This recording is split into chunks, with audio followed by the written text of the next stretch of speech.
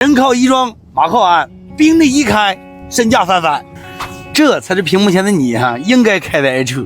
新款宾利大飞驰，就这车，就每个细节做就太好了。同为奥迪 A8 顶配的心脏 4.0T 双涡轮，装在宾利上，人家就身价翻倍了；装在 A8 上就掉一个档。同为德国车知名的品牌大众公司，在奥迪车上面，它体现的就是动力，而不体现的是高贵；在宾利上面，它体现的是高贵，而不是动力。但是人家并存了，在宾利上，所有的底盘、发动机、变速箱，所有的东西全是一样的，人家身价就翻倍了。就像男人一样，我们是普通的老百姓，看一刘德华，是不是就华仔了？宁可不吃饭，也要挣钱买宾利。宾利一开，身价翻番；奥迪一开，稳如泰山。这才是你应该有的座驾。言归正传啊，车其实没有什么问题，车也不是我的，我就是一个修车的，做一个常规的保养换了2条轮胎，这个胎壁太薄了，把钢圈坑坏了。维修完之后呢，试一下车有没有什么问题问题解决给这个客户车试好，完美交车，就这么点事儿，回家交车。Hello， 见着本人了我。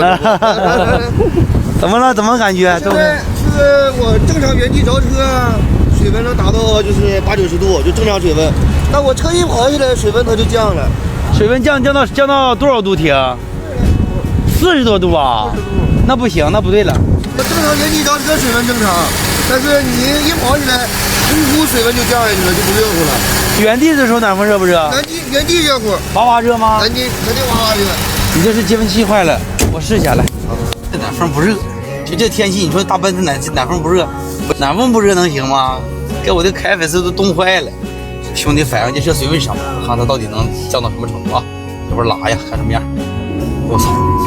我这不节温器坏了，这水温哇哇就没有了。这兄弟来啊，大庙五老后，这车开的没有水温，我太低了，我的个妈！节温器坏了，不用试，回家换节温器搞定了。完了，多少呢？47。1万以下就完蛋了，你还着火来的你？哎呀，不行了，换吧，别研究，低于60%就完犊子了。热的没凉透，泡油。放上 D 档。好 ，OK， 熄火，好了，走，哥们儿你得需要换4个电风圈，电风圈完了。对，你车上有吗？我车没有。好，你找一个来。车打着，完美解决。好，挂 D 档。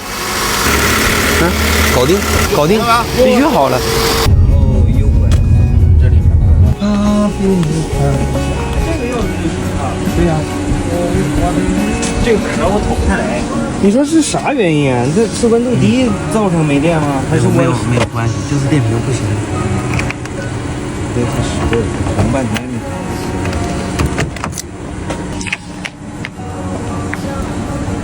陈明阳，你是刚买的2手车啊？这修2手的电瓶完蛋了，打车，打会儿就行了。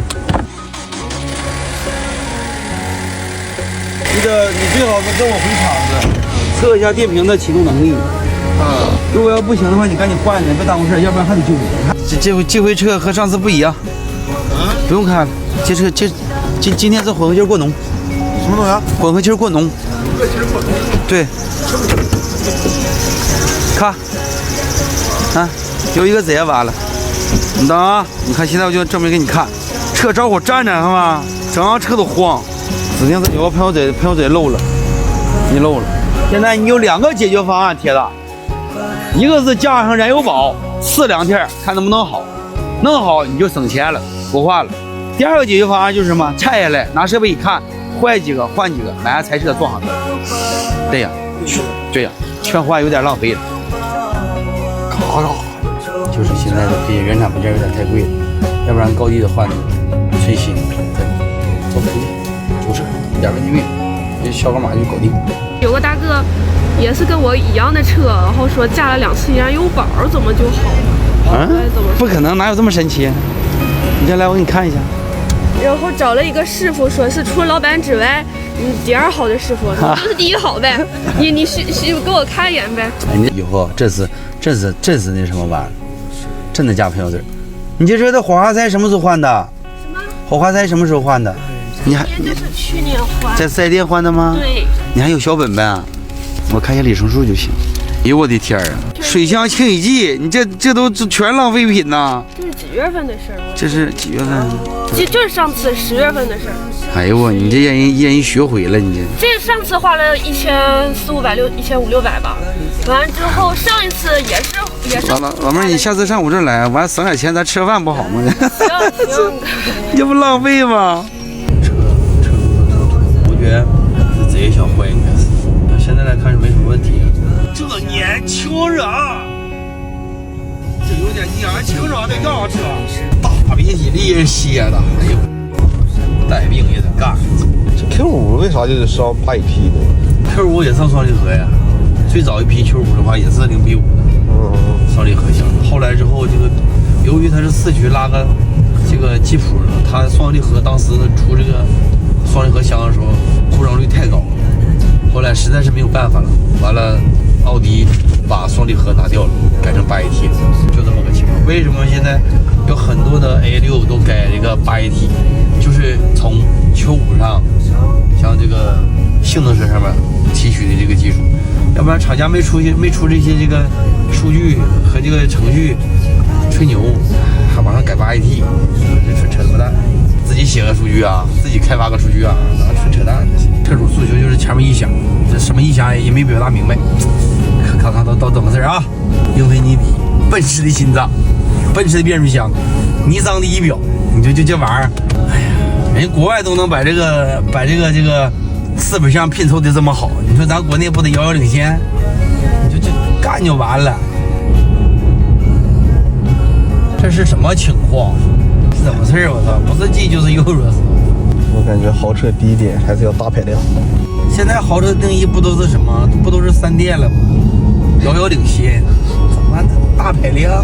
内燃机的峰值顶峰已经就差不多了，再怎么巅峰，它的排量也和它的这个动力节能性什么就这么样了，再往上升可能性不大了。